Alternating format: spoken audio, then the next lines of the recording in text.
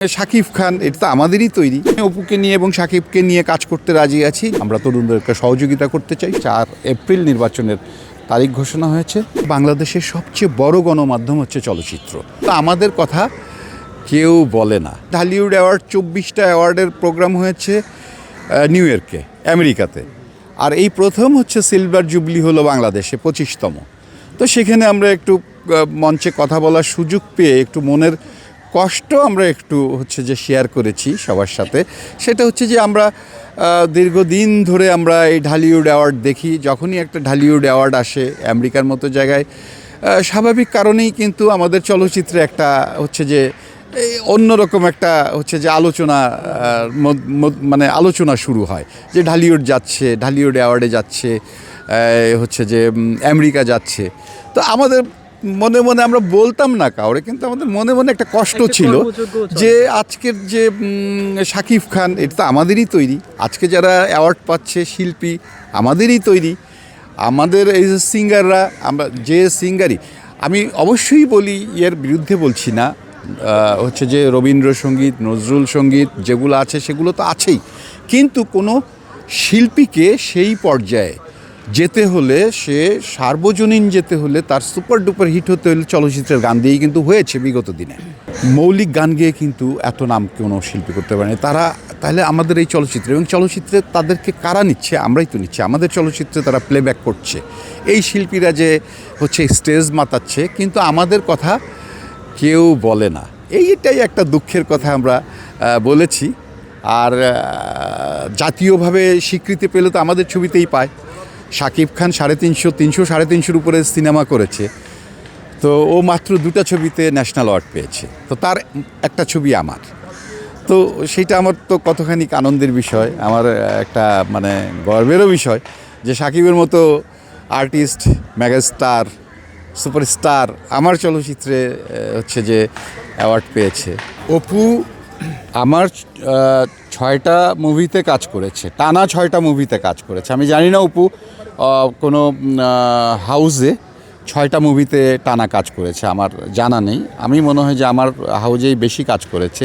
তো তার মধ্যে হচ্ছে 5টা মুভিতেই শাকিবের সাথে কাজ করেছে, এবং সবগুলো ছবি খুবই ভালো গেছে, সুপারহিট হয়েছে। তো আমরা এই জন্যই হচ্ছে যে, আর দর্শকদের কাছেও কিন্তু জুটিটা খুবই সমাদৃত ছিল, খুবই পছন্দের একটা জুটি ছিল অপু এবং শাকিব। তো এখন হচ্ছে যে অপু এবং শাকিব হচ্ছে যে একসাথে কাজ করছে না। তো যদি তারা উভয়, এটা আমি যে কোনো সময় অপুকে নিয়ে এবং শাকিবকে নিয়ে কাজ করতে রাজি আছি, যদি তাদের মাঝে কোনো সমস্যা না থাকে। উভয় যদি তাদের কাজ করতে একমত পোষণ করে, কারণ একজন কাজ করতে চাইলো আর একজন চাইলো না, তাহলে হবে না। দুজনকেই চাইতে হবে। দুজনকে যে কোনো সময় দুইজন যদি বলে যে হ্যাঁ আমরা আপনার ছবিতে কাজ করব, আমি সাথে সাথেই তাদেরকে নিয়ে কাজ শুরু করব। আপনার চোখে কিংবা আপনার ভাবনায় মিডিয়া অঙ্গনটাকে আপনি কীভাবে সাজাতে চান কিংবা দেখতে চান? মিডিয়া অঙ্গনটা হচ্ছে যে, আমরা মনে করি যে বাংলাদেশের সবচেয়ে বড় গণমাধ্যম হচ্ছে চলচ্চিত্র। আমরা এইখানে এই চলচ্চিত্রে যে শুধু আমরা বাণিজ্যিক চলচ্চিত্র নির্মাণ করব তা নয়।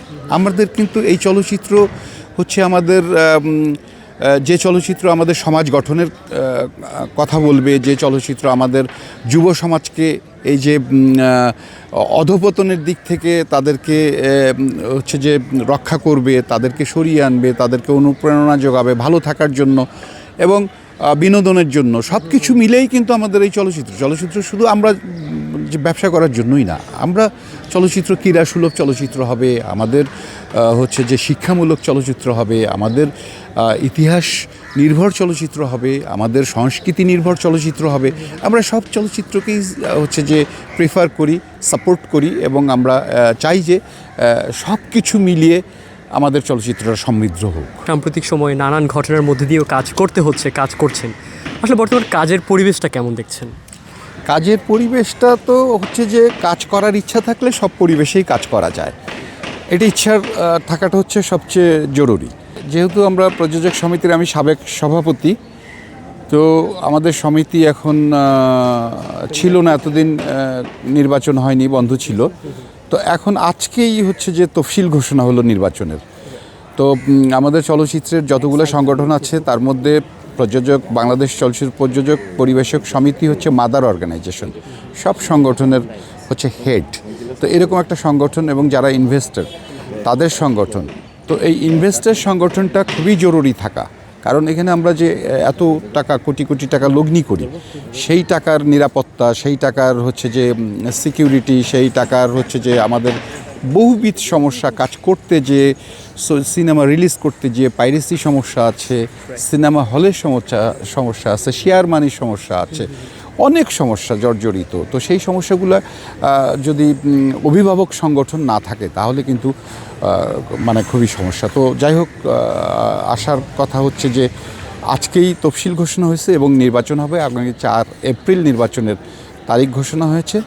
তো আমরা এইটাতে হচ্ছে আমাদের যারা প্রযোজক সবাই খুশি এবং সবাই আনন্দিত। এই সেক্টরে যারা নতুনরা আসবে, আপনাদের কাজগুলো দেখেই তো তারা কাজ করে, তাদের উদ্দেশ্যে আপনার কি বলার, কিংবা তাদেরকে নিয়ে আপনাদের জায়গা থেকে কোনো ভাবনা কাজ করে কিনা?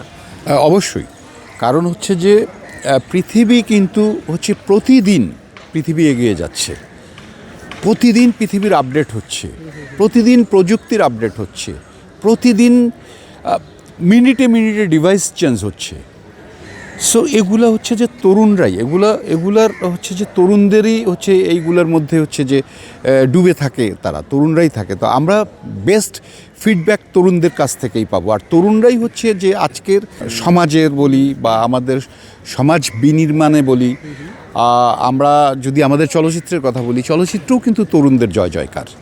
সো তরুণদের অবশ্যই হচ্ছে যে এখন সময়, আর আমরা তো তরুণদের উপরে আছি, আমরা তরুণদেরকে সহযোগিতা করতে চাই, সব সময় তাদেরকে আমরা আমাদের পাশে রাখতে চাই, সহযোগিতা করতে চাই।